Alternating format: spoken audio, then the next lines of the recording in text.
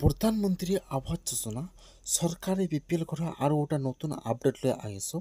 সেইটো আপডেট হ'ল, যদি আপোনালোকে এতিয়ালৈকে চৰকাৰী ঘৰটো লাভ কৰা নাই আৰু আপোনালোকৰ এইবাৰ ঘৰত আহি আপোনাৰ জিঅ'টেক কৰি বা আপোনাৰ ঘৰৰ কাৰণে এপ্লিকেশ্যন কৰি গ'লে এতিয়া কিন্তু এটা জিঅ'টেক নতুন লিষ্ট আহি গৈছে। এতিয়া কেনেকৈ আপোনালোকে জিঅ'টেক হোৱা নতুন লিষ্টটো চেক কৰিব যে আপোনালোকৰ লিষ্টত নামটো আহিছে নে অহা নাই বা আপোনালোকৰ নামটো ভেৰিফাই হৈছে নে হোৱা নাই।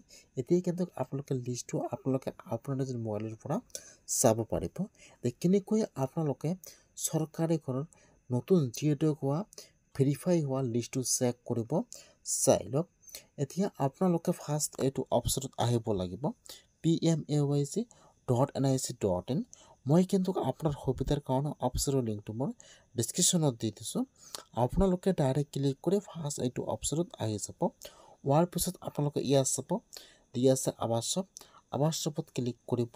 তাৰপিছত আপোনালোকে এতিয়া ৰিপৰ্টৰ ওপৰত ক্লিক কৰিব। এতিয়া আপোনাৰ ওচৰত কিন্তু এইটো পেজ অ'পেন হৈ যাব এনেকুৱাকৈ।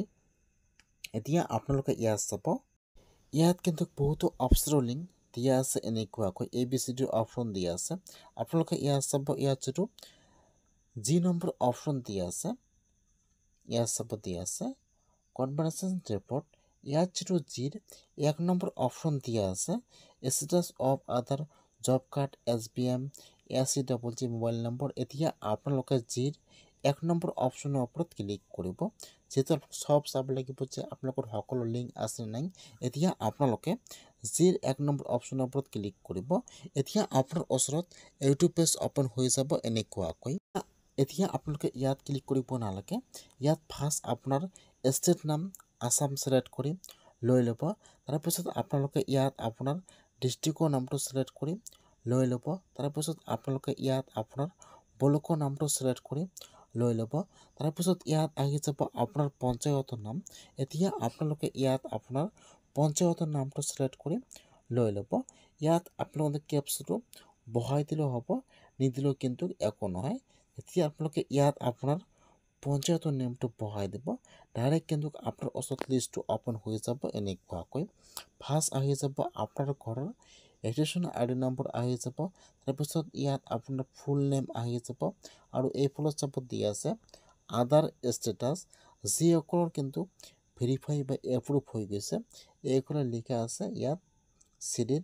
আৰু যদি আপোনালোকৰ এতিয়াও আপোনাৰ নামটো ভেৰিফাই হোৱা নাই তেন্তে ইয়াত লিখা আছে ন' চিডিড। আৰু এইফালত আপোনালোকে যিটো বেংকৰ একাউণ্ট জমা কৰিছিল ইয়াত আপোনাৰ বেংকৰ নামটো শ্ব' কৰিব। ইয়াত আপোনাৰ নাম শ্ব' কৰিব, আপোনাৰ ঘৰৰ ৰেজিষ্ট্ৰেশ্যন ID নম্বৰ আহি যাব। এতিয়া কিন্তু আপোনালোকে ইয়াৰ পৰা লিষ্টটো চাব লাগিব যে আপোনাৰ নামটো এপ্ৰুভ হৈছে নে হোৱা নাই।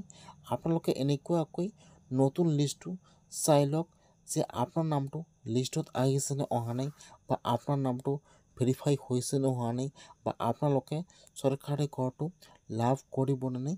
আপোনালোকে আজি চৰকাৰী ঘৰৰ নতুন লিষ্টটো চেক কৰক এনেকুৱাকৈ আপোনালোকে আপোনাৰ নিজৰ মোবাইলৰ পৰা।